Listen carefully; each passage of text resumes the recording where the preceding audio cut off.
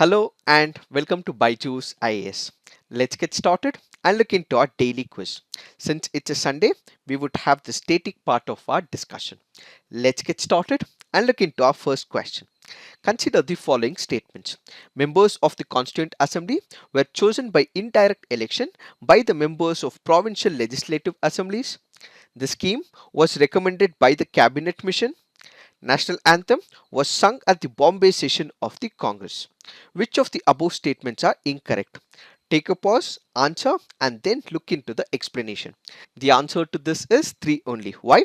Because the question is asking for the incorrect statement.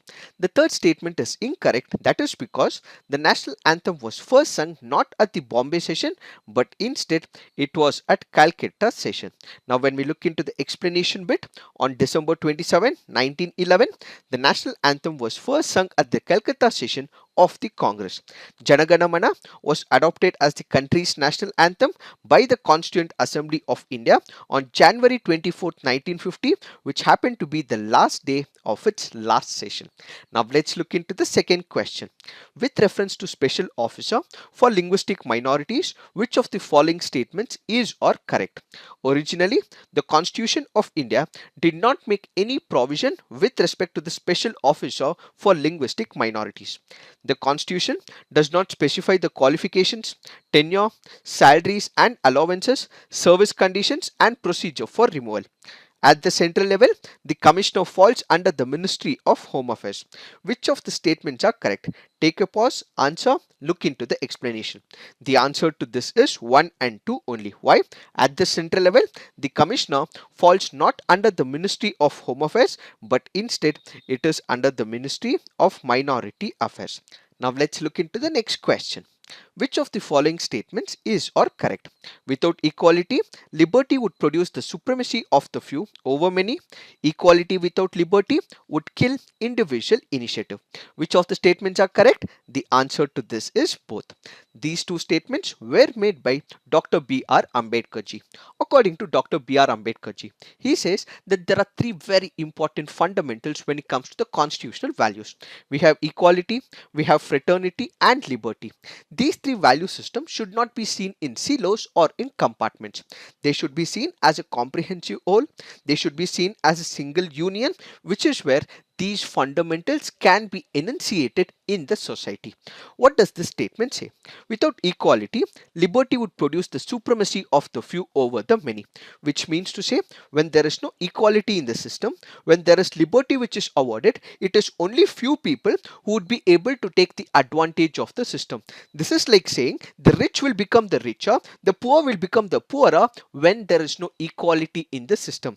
The second part of the statement says equality without liberty would kill individual initiative. What do we mean by it? Let's say we have equality in the society, but we are not giving that particular person liberty. Liberty to do what? Liberty to do what is right within the confines of the law, but he is able to adapt, change situation and come up with his own process of business or trade, or he is able to think something in terms of innovation. Yes, we have equality in the system, but liberty is not accorded where he is not able to think of his own, which means to say it would kill his individual initiative. So an innovator, a person who wants to renovate something in the system, if he is not given the liberty, equality might be present, but there is nothing new that he is able to create, which means that without liberty, this whole process of innovation will get destroyed, says the second statement. So what are we looking at? We are looking at equality and liberty as a union concept where equality and liberty should be given, and this should be within the confines of the law.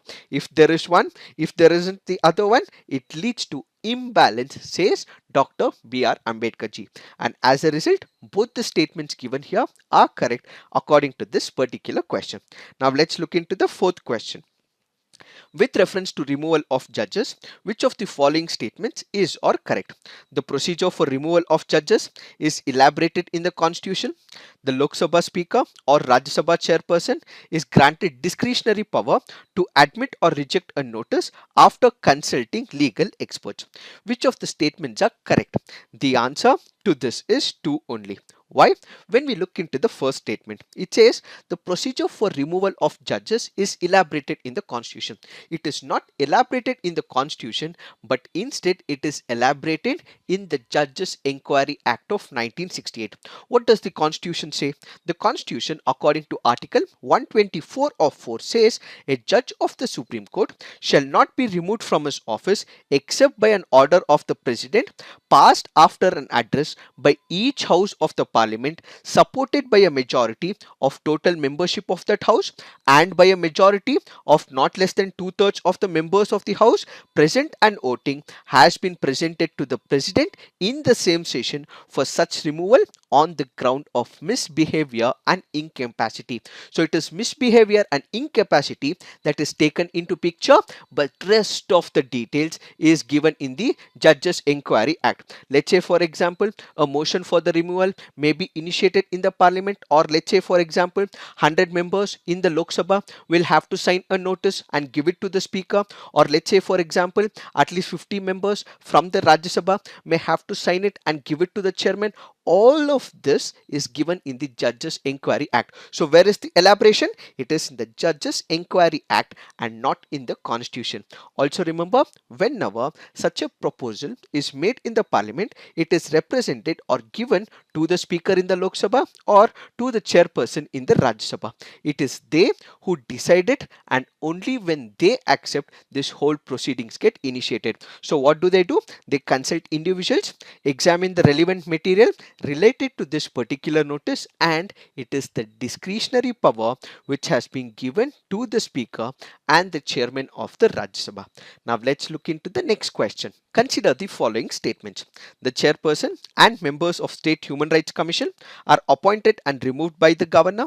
The chairperson and members hold office for a term of 5 years or until they attain the age of 70 years. Which of the statements are correct? The answer to this is none. Why? Because the chairperson and members of the State Human Rights Commission, yes, they are appointed by the governor, but when it comes to the removal proceedings, it is not the governor, but instead it is the president who would be able to remove the chairperson and members of State Human Rights Commission. Apart from this, the chairperson and members hold office for a term of 5 years. This is wrong because when you look into the original act, it said it is 5 years, but there was an amendment that was made with respect to NHRC and SHRC, and as a result, the chairperson and members would be able to hold office not for 5 years, but instead it is for 3 years. So do remember, when you look into the Lakshmikant, it might say it is 5 years, but the amended act says it is 3 years and not 5 years. And when it comes to the age, it is again 70 years. There is no change in that particular issue. Now let's look into the next practice question. Which of the following is the feature of asymmetrical federalism? It is found in a federation in which different constituent states possess different powers. This method allows government to grant special status to some units, providing them with special powers not enjoyed by other states. Which of the statements are correct? The answer to this is both. What is this concept of asymmetrical federalism? When you look into the Constitution of India, and let's compare this with the Constitution of United States of America. What is asymmetrical federalism? When we speak about federalism, there is a union government and then we also have the state government. This is federalism principle. Now when you look into India, we have the union government, we also have couple of state governments, state government of Maharashtra, state government of Gujarat, or state government of any other state, let's say Tripura, northeast states as well. So we have different states that are in India, but these states, yes, they have the same constitutional power. Yes, it means that they are granted same amount of power according to the federalistic principles. But when we speak about asymmetrical federalism, it means that some states, though they are states constitutionally, have been given more powers, or there is unusual powers that is given to some state. Let me give you an example. Let's say the erstwhile state of Jammu and Kashmir. There was special status that was given to Jammu and Kashmir under Article 370 of the Indian Constitution. constitution. So more powers were given to the state of Jammu and Kashmir back then. Now it is a union territory. Or let's say, for example, we take the northeastern states. When you look into the northeastern states, we have, let's say, Assam or Meghalaya or Tripura, which are bestowed with some special constitutional arrangements under 6th schedule. So what we actually see is extra powers, special powers, which are accorded to few states in India. That is what is called as asymmetrical federalism. So what is asymmetrical federalism? There are a number of states in India. All the states are constitutionally states, but some states are given special powers which other states may not be given. That is what is called as asymmetrical federalism.